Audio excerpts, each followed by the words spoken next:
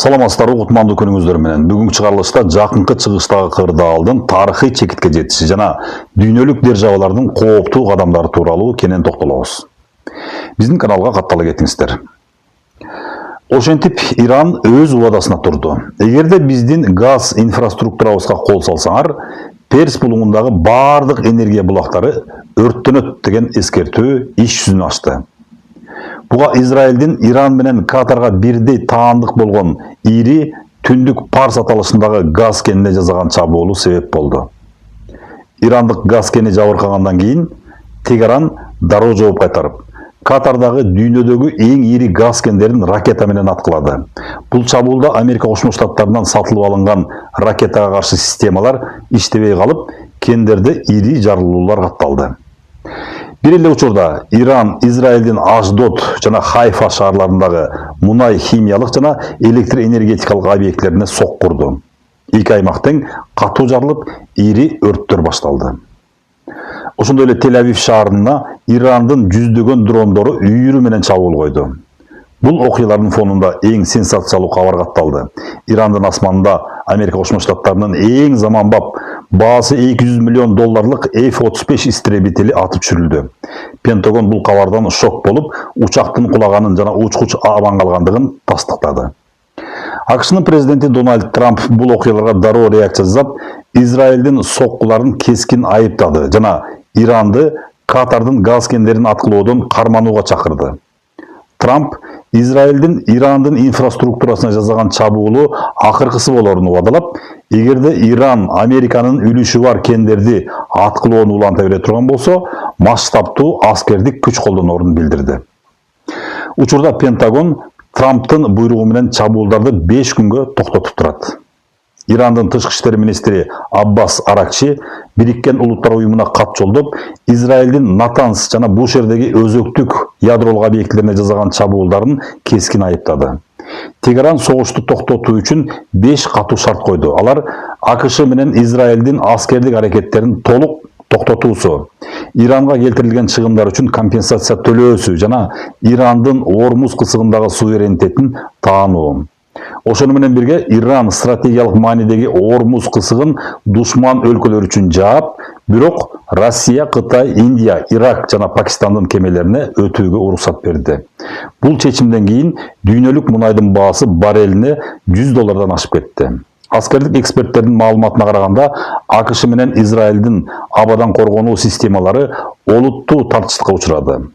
4 күндүн ичинде эле америкалык Патриот жана ТААД системаларынын 1,5 жылдык ракеталык запасы коротулду.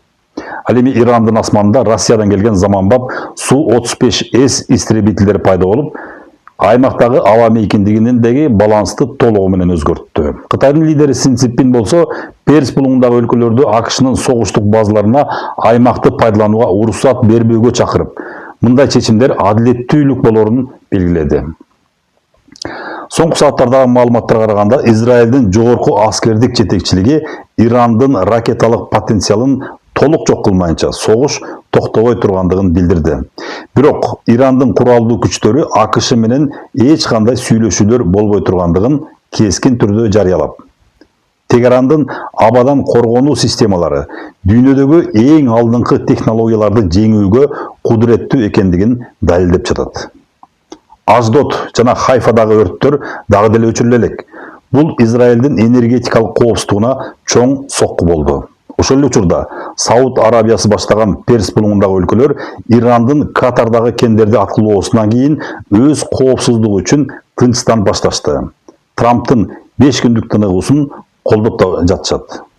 Орус-Украин фронтунда да абал курч бойдон калууда.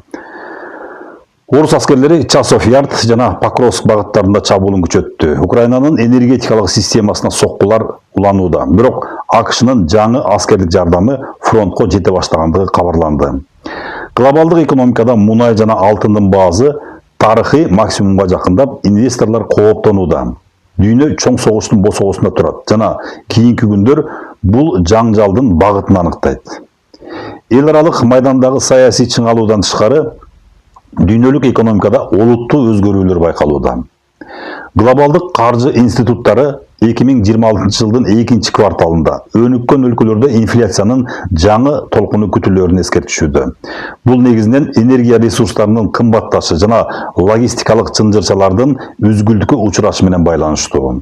Ошол эле учурда Япония жана Түштүк Корея сыяктуу технологиялык гиганттар жасалма интеллектти өндүрүшкө толук киргизүү менен жумушчу күчүнүн жетишсиздигин толтуруунун жаңы моделин ишке ашыра башташты. Дүйнөлүк биржаларда крипто активтердин баасы туруксуз бойдон калууда. Бирок борбордук банктар өздөрүнүн санариптик валюталарын киргизүү процессин тездетишти. Илим жана технология тармагында тарыхый бурулуш жасалды. Окумуштуулардын тобу рак оорусунун айрым түрлөрүн алдын алуучу жаңы муундагы вакцинанын клиникалык сыноолору ийгиликтүү аяктагандыгын жарыялашты. Бул медицина тарыхындагы эң чоң жетишкендиктердин бири катары бааланууда. Ошондой эле космостук изилдөөлөр боюнча Марс планетасында жашоо үчүн зарыл болгон суунун жаңы булактары табылгандыгы кабарланды.